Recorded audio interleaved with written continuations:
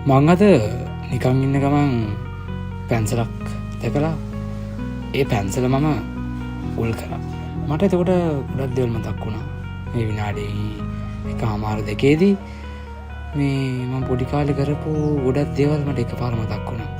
එතකොට අපේ ජීවිතයේ තිබ්බ ලොකුම ප්‍රශ්නයක් තමයි පැන්සල උල් කර ඉද්දී ඒකේ තුල කැඩලා කටරක ඇතුළෙම හිර වෙන එක.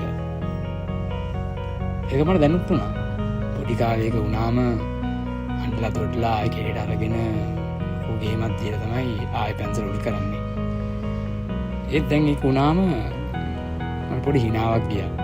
ඒ මොකද පොඩි කාලේ අපි ඒ වගේ දේවල් වුණාම ගොඩක් හිතන නිසා. ඒත් දැන් අපි ලොකුයි.